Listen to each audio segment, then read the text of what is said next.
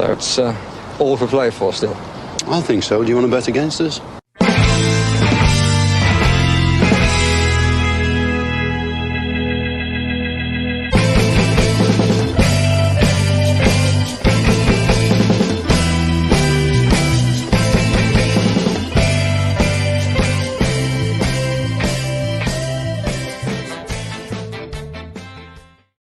Hello, Aston Villa fans.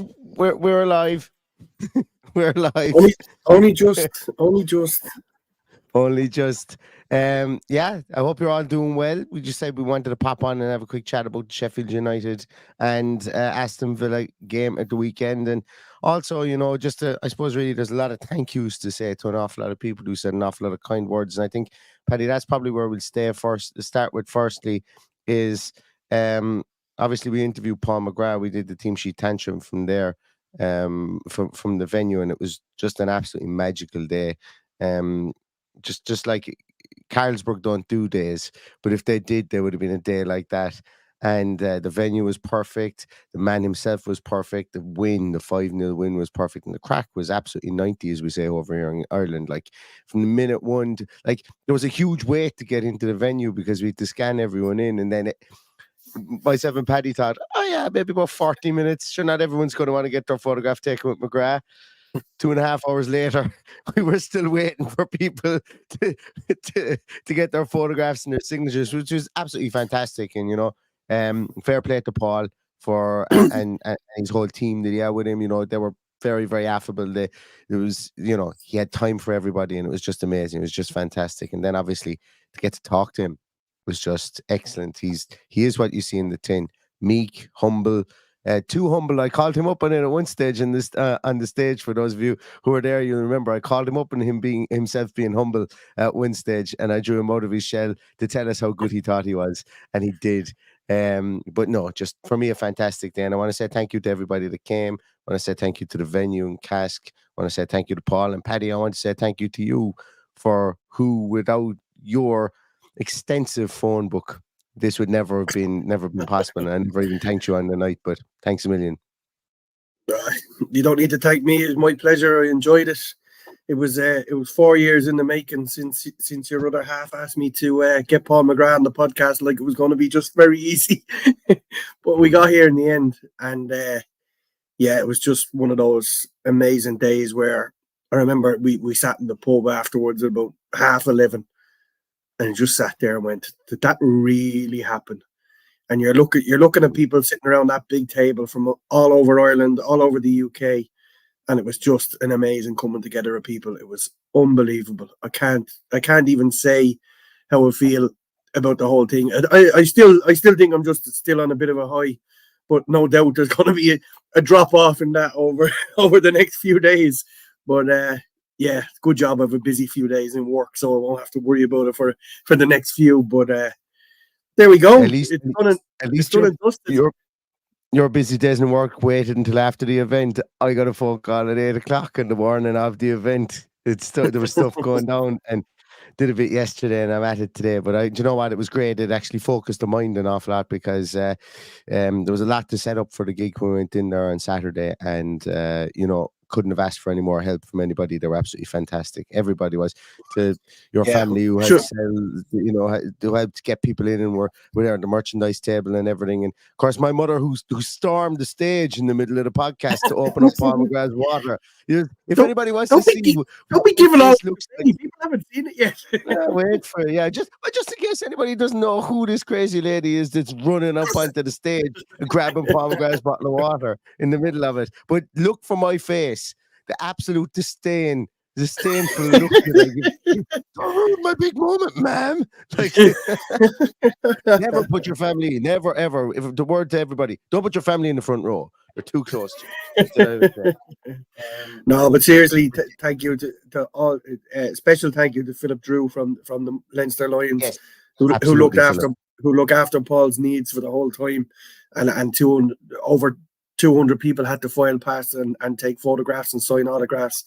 And he was as equally patient as Paul was. It was a tough task, but he got it done.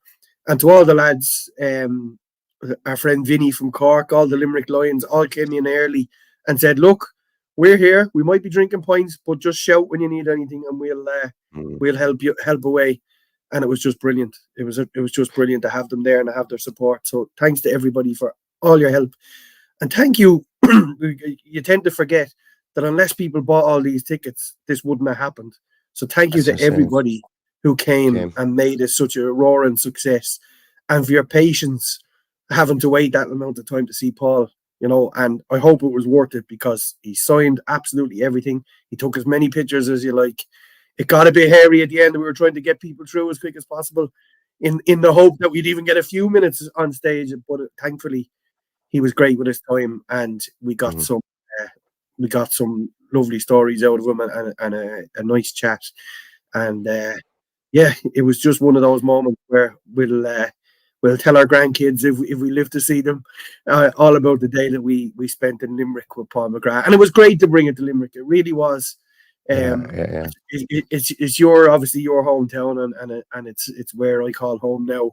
And it was great to bring and give something back to Limerick and the hotels and the restaurants and the pubs. And I hope the cast had a really good day and did very well at the bar. I'm sure they did, judging by the I was just about to say level of drunkenness by about 9 o'clock on Saturday night. And also the shares in the Kilmurray Lodge went through the roof. A big, huge thank you to Unai Emery and the boys, because that really topped off the day. Some idiot on the team sheet tantrum said that we were going to win 5-0, and we won 5-0. Although the same idiot didn't put money on it, by the way. Yeah. There was Philip's son Nathan said that we were going to win 20-0, and to be honest with you, after 20 minutes, it looked like he could be right as well. He could be right, because Villa were unstoppable for large portions of that first half, and they had the game completely sewn up after 20 minutes. Villa were awesome at times in that game, clinical. Our front four just started to hum, and of course, I got my flight over, popped up from left back, and got my goal as well on the day that was in it. That was actually funny, because I was on the phone. I was FaceTiming my two kids before they went to bed out in there's a courtyard area, and there was two TVs, and I was FaceTiming them, and of course you'd be talking to everybody that was around. And as I was FaceTiming, I was looking at the TV, and Moreno puts it in the back of the net, and a group of about 10 fellas turn around and goes, "You scored, Neil, you scored." They were like, obviously podcast watchers, so that obviously that in-joke that does go around. It was funny though. But no, what a fantastic day. And from minute one, Villa were just on it against Sheffield United. Tactics were perfect. The mindset was perfect from Aston Villa away from home. And yes, look, the first goal, it needed the first goal for the other four to go in, but Villa looked like a top four team in Sheffield United. Like, I don't know what Wes Fotheringham was doing for a couple of I don't know what he was doing for about 60 minutes of that match, to be honest with you. But Villa capitalized. I'm hoping we've got into a situation now where we're in the top four. And we're now at the business end where the likes of Sheffield United, the likes of Luton and them, they can't park the bus. They need points on the board. So I would hope that the talent we have will be good enough not to concede first and then go and break down these teams on the break, as we did absolutely majestically at times at the weekend. And it didn't feel like we got out of third gear at all, and still we were just brilliant, And it was, look, the game is still a bit of a blur, so I'm not going to go into too much detail about it. I watched the goals back, and I watched Match of the Day on Sunday, but haven't had a chance to watch the match back yet. And it was just to have 200 plus people in Limerick scream the place down when we scored. I was standing beside the sound engineer when we scored, and she went, "I have never seen anything like that in my life." It was the second biggest roar of the night after we scored the first goal, because the first biggest roar was when we were getting the game on, and the projector was flicking it on and flicking it off, and it was like, "Hey, ooh, hey!" It was like a day at the darts. It was absolutely fantastic. But Paddy, you mentioned there, that we didn't get out of third gear, and obviously our first half being 4-0 up after half an hour allowed us to look. Douglas Luiz went off because he was feeling ill. No there's no lasting effects from him there with anything there, I don't think. Moussa Diaby comes on for Leon Bailey. Leon Bailey put in another sterling performance in the 60 minutes he was on the team. We got John McGinn off for a bit of a rest, and young Tim came in. And then, of course, Morgan Rogers comes on for Yuri Tielemans. But the one that I purposely left out there was that Ezri Konsa left the field with Matty Cash coming in. And it looks like, I suppose the only downer from that 5-0 seems to be that Ezri Konsa is going to be out for a couple of weeks and potentially more, if just judging by what Matt Law said. I don't know if you've seen that, because it just popped up like minutes before we went online. So yeah, it's not an ideal bit of news, I think, for Aston Villa, but the important thing is that the important thing is it is only a couple of weeks, and also we have adequate cover. So we could be in a worse position to lose players. Obviously we're without Tyrone Mings, but there is plenty of cover there. So let's not worry too much about that, and we'll see the extent of it over the next. Well, I suppose we'll hear from Unai Emery tomorrow ahead of the Chelsea game. So we'll hear what he has to say, and we'll worry about it then. If some people are suggesting it's a dead leg. If it is a dead leg, that's fine. That's a week's time, he'll be fine. And that report did say that he will miss the next 2 games, which is only a week. You know, we play tomorrow and we play on Sunday. I would have really liked to have him for these 2 games. They're important games. But look, we have the cover. We wish him well. He's obviously one of our favourites here on the podcast. And that's the only bad news to come out of Saturday, thankfully. Yeah, and I suppose from a planning point of view, you know, obviously you don't expect something like, well, exactly, you don't expect something like that to happen to any of your players. But when something like that happens so soon after the transfer window, and you're like, okay, Josh Feeney's gone to Real Union, then Donker's gone out of the club, 2 potential people who could come onto the bench and be that extra player, and then you think of, oh wait, Callum Chambers hasn't gone anywhere yet. You know, so keep holding on to him could end up being a nice little parachute for us. You know, that we might need to call upon, because outside of the 2 of those guys, you know, centre half, who's the next person you're going to put in centre half? I remember, like, probably Booba will probably be the next person that will be in there. He'd be the 7th centre half we might play this season if it came to it. But look, we won't worry about that. That's catastrophe. But look, we obviously have able replacements there in Diego Carlos and Clement Longley. So that'll be the centre half partnership on Wednesday. Power's back soon. We've also Callum Chambers still there. Albeit he's not the best of what we have there. So it is frustrating that he will be injured, but let's not get too hung up on it, because there's a team there capable of winning the next 2 games, and that's what we've got to focus on now. Here we go. Miles Morris said it. It's Courtney time. It's Courtney time. That's brilliant. Yeah, don't put it past it. I know. And Lamar Bogard, Rob Warner's actually, yeah, Rob. For anyone who's at the podcast and got to witness Rob's jacket, absolutely class. The best dressed man at the podcast was Rob Warner. It was great to meet him over the weekend. I introduced him to a place in Limerick called the Chicken Hut. And if you know, you know. That's all I'll say. If you know, you know. But yeah, like we've got Ken Kessler-Hayden back to going, you know, to covering it right back. So it's really only essentially that you're really, really kind of worrying about there from that point of view. But look, I know it's a month, but you know, it's not nice. Like I'm trying to put the fucking sunny side out with regards to the news, but we're supposed to wait for more regards to it and see what happens. But I'll tell you, the Sheff McGrath was in at the weekend. I think we could get a month out of him, Paddy. I think we get a month out of Paul McGrath if we were to put him straight in there now, register him and get him in there, because he was in rare shape. He put me to shame anyway. Up there, my Winnie the Pooh body walking around alongside him, and he in rare shape for a man of 64 years of age. So yeah, interesting. But Paddy, like we do have a big weekend coming up. You know, a big week, sorry, should I say, coming up. We've got Chelsea on Wednesday. Which we'll talk more about in a different podcast, I think. But we've Chelsea on Wednesday, and then we have we've United at the weekend. You know, some people say that they're two defining games for the rest of the year. They're two games that make us more comfortable for the rest of the year, I certainly feel. Even United at arm's length with a draw, I think, at the weekend, for me, would be sufficient. It's in Villa Park, isn't it, the United game? Yeah. Is it? Yeah. We were away Villa on St. Stephen's Day, Boxing Day. Yeah.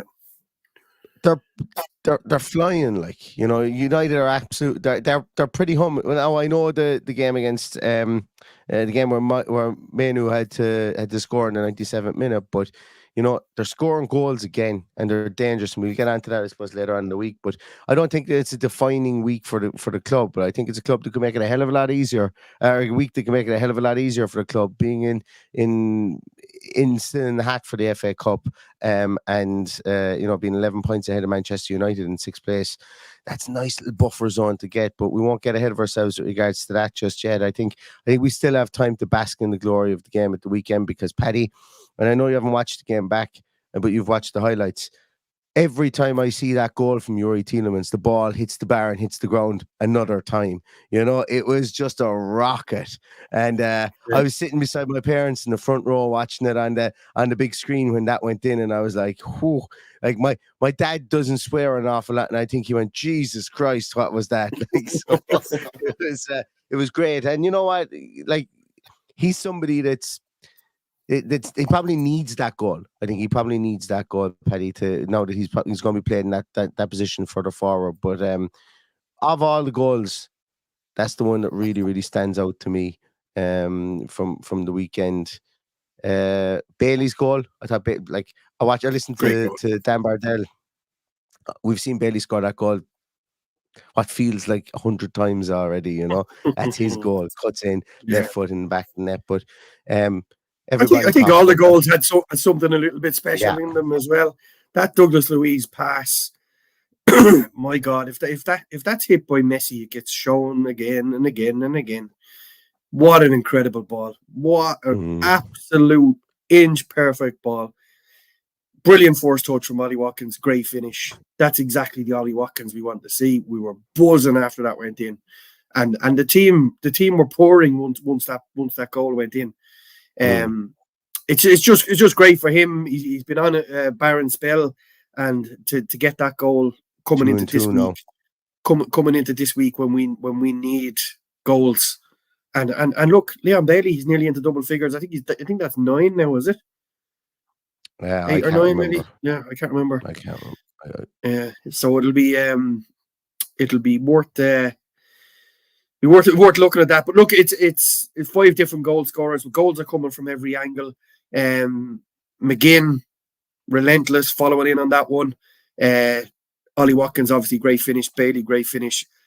I love those balls that go in off the underside of the crossbar. There's something magical about them. Anything that hits the woodwork and goes in, I love it. It just it's aesthetically pleasing when it happens, because you just know that you're an inch away from it coming back out into play. You know, it's that tight, and it's just when you see it go down, hit the bar, back up, hitting the roof of the net. Brilliant stuff. Loved it. And is it me, but kind of goals don't go in off the post or the crossbar that much anymore. Like it does seem that way. Every other game back in the 90s, like, I don't know what it is. I think it's because players were more prepared to shoot from ridiculous places. You know, there were ridiculous shots like back then. I don't know what it is. And goalkeepers may not have been as good. Well, the goalkeeper has nothing to do with whether it comes off the post or not. But people are probably a bit more outrageous with regards to that stuff. I don't know. It's interesting. Paddy, yeah, I was going to ask you who would your man of the match be, but I think it probably picks itself, does it not? Well, there's a lot of people you can pick. Like, you look at when it was needed, that double save from Emi Martinez was magical as well. Yeah, he like when you look at what Alisson did this weekend, it's very hard for someone to tell me that Alisson is a better goalkeeper than Emi Martinez. Absolutely nuts. Shit himself on the biggest stage. All across the board. Sure. I thought the players were excellent. Kieran O'Callaghan says goals don't go in off the post anymore since Nyland. Reference to the VAR one, I'd imagine. Yeah. Reference to and as Rob Warner says, a goal's going in off the post. It's the sound. It's the sound of them hitting off the post, you know. Yeah. Everyone knows my favourite goal is that Steve Staunton goal at Old Trafford, and it's just that clunk boom, as it hits the post on the way in. John McGinn's goal against Sheffield Wednesday that hits the underside of the bar. Just something about it. It's just so good. Yeah. Yeah, I think going back to the man of the match. Sorry, I broke your train of thought there. Like the man of the match was Ollie Watkins all day long. Like he was like a goal and 2 assists, and the work rate he did up there. Like he hadn't those 3 centre halves that they played at his ease. Like, you know, they couldn't get him in a NASA's roar of him, and when they did, he turned them every time. I thought he was absolutely superb. But like as everyone says, and as we've been saying, I've been saying it for 3 years, even though I've been the conductor of the Ollie Watkins fan bus. He's streaky. Like he's all, and you know what? I don't think it's frustrating at times, but you know that statistic that's out there at the moment. He's the only player in the top 10 leagues to have 10 and 10, 10 plus goals, 10 plus assists. Like, you know, he's keeping around anyway, I suppose. If anybody's listening to this, I mean, I'm being very facetious when I say that, as in the fact that of course he's worth keeping around because he's a lot more functional, I think, than like. Take him out of the team and see where we go. He's one of those players, is what I would say. But fair play to him. He's absolutely rocking it, and I hope he gets more goals this week as well, because we're going to need to score goals to beat Chelsea, and we're going to need to score goals to beat Man United. And maybe we might be the team that not only, if we go and beat Chelsea, maybe they get rid of Pochettino, and maybe them getting Pochettino makes them fall foul of the PSR rules, as has been rumoured today that they can't get rid of him because they gave him a contract for the rest of his life, and it would cost too much to get rid of him. So, yeah, who knows? But we'll see what happens there. I don't think we're going to ramble too much more about the game, as I say, but we will take it in. I'm going to watch it again. I'm going to at least watch the highlights again there right before I hit the hay, because it's not often. What I was going to say, it's not often Villa score 5 when we've scored 6 already this season in another game. But you know, it was the manner of the way that Villa just dismantled Sheffield United and then played with them like a cat with a ball of string. And even at the very death, when one of my most despised players in the Premier League is Vinny Souza from Sheffield United, and it's kind of irrational. He just kicks people up in the air, is all he does. And then when that goal was ruled off at the end, I did have I had one of those sadistic chuckles at the whole thing, because not only did the commentators say, "Oh, Villa will be annoyed now they didn't keep a clean sheet, and that's worrying. You know, Villa not able to keep a clean sheet this season," and then it was chalked off, and I was like, you know, that couldn't have got any better. But yeah, as I say, 5-0 versus Sheffield United and versus anyone, especially away from home, is special, and this team is special, and they're proving it this season, and long may they continue to do it. Paddy, in the preamble to this podcast or in the Twitter, we said that we have another announcement. Do you want to do the honours in this one, Paddy? You want me to do the honours? Well, yeah.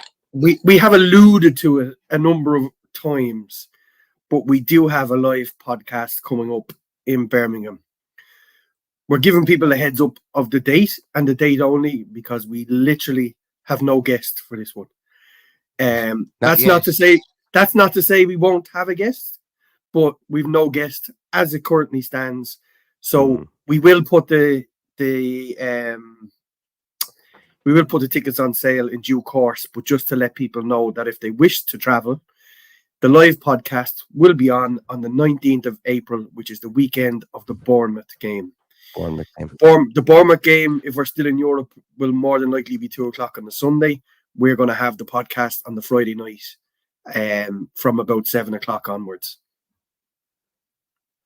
Well, I better run that one by the missus, because I've been saying to her that if the game is on the Sunday, the podcast will be on the Friday night. If the game is on the Saturday, or it'll be on the Saturday night. If the game is on the Saturday, the podcast will be on the Friday night. But never fear, we'll be there. And if I can't make it for whatever reason, there'll be a cardboard cutout of me there anyway. Say nothing. The podcast is on the Friday night. It's on the Friday night. It has to be on the Friday night. Yeah. I think that is not going to change. Yeah. And did you say where it's on, Paddy? No, I didn't. So the venue for the live podcast is the Aston Inn. And why would we have it anywhere else but in Aston? Yeah. For the first one anyway. Yeah. Yeah. So I hope everyone can yeah, make it. It's look, it could have the makings of a great long weekend for people, especially if we've got a home game on the Thursday night in Europe, and then the podcast on the Friday. If that's the case, we might do something on the Saturday, a bit of a get together, and then the match on the Sunday. But we'll see what happens over the next few weeks. Here, no, I definitely, I don't even want to do that. In the meantime, You don't, definitely not.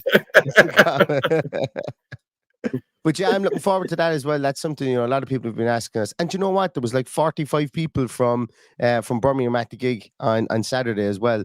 And it's a lot of people have asked us, if we would ever do something, in Birmingham, and we will. And it'll be on the 19th of April. So really, really looking forward to it. And looking forward to get to put faces to names, because that was one of the beautiful things about this weekend. Lots of faces to a lot of Twitter handles and stuff like that. I met some really great people, took their numbers. There's a lot of people there out there that have been looking for a meetup like we had at the weekend in Ireland, and the one we had in September as well, because as I've always said before, the only Villa fan in the village kind of a situation. There's a lot of people out there like that, and there's a nice little community within Villa fans, not even with this podcast, but there's a lot of Villa fans out there that want to bask in the glory of the team the way they are now at the moment. So that's really what it's all about, and hopefully we can get to meet more people when we go over to Birmingham as well. Absolutely, and look, it's difficult for people to get over to Ireland, and coming to Ireland is you'd nearly be cheaper to go to Birmingham for the weekend than book a hotel in Ireland at the moment. It's just cheaper to go to crazy. It's eye-watering what people are bloody paying for hotels in this country. So it'll be great to go to meet all these people that are telling us to come and do it in Birmingham. So we've gone with the Aston Inn, and they've been great. They have everything booked for us. Everything is done. Our good friend Mark Wood, that's in the comments there, is organising our sound and all that kind of stuff. So we'll we haven't spoke about it in a while, Mark, but I hope you're still doing it. Surprise, Mark! Surprise. Yeah. So we have this booked about 3 months, but obviously we knew that the Paul McGrath one was in the process of being finalized and trying to sort that. So we didn't want to confuse everybody. So now that it's done, it's out there, it's booked, we're ready to go. And over the next couple of weeks, I will try and firm up some guests. There's a couple of people said they'd come down that didn't particularly want to get up on the stage, but they'll come down and have a few drinks with the people that are there, a few ex-players. But look, if it's just the case that it's just me and you on the stage, that'll be it. But what we'll try and do over the next few weeks is set something up that'll make it a bit more attractive than just looking at our two mugs. Yeah, exactly. For sure. And and you know what? It's going to be the weekend of my birthday as well. So feel free to lavish me with Jaeger bombs if you want. I won't say no. I won't say no to that. Yeah. I was just about to say it's going to be my 40, but it's not, because I'm not 40 until the year after. I think Mark says. I think that means we're okay. Would you? Yeah. And did you mention it was before the Bournemouth game as well, Paddy? Yeah. The Bournemouth game. Yeah. Excellent. In case anyone hasn't noticed, I think both myself and Paddy are going to fall asleep. We're still wrecked after the podcast, and usually, as I say, it was such an amazing experience, and I can't thank everybody who came enough. But I will again just say thank you to everybody who came, and thank you to Mr. McGrath. He is watching this. Another thing that we have to say is that we, actually, we'll try that out later in the week as well. Keep you guys guessing with regards to it. We'll try that out later on in the week, but it's only something small. And keep an eye out on socials for another small bit of announcement as well later on in the week. But I'm going to leave you on that. I'm not going to give you any hints. Just going to leave you guys on that one. Yeah, I got to hit the hay. But thanks so much, everybody, for watching and for listening. And we will be back probably tomorrow again. Well, I'll be back tomorrow again with a little Chelsea preview.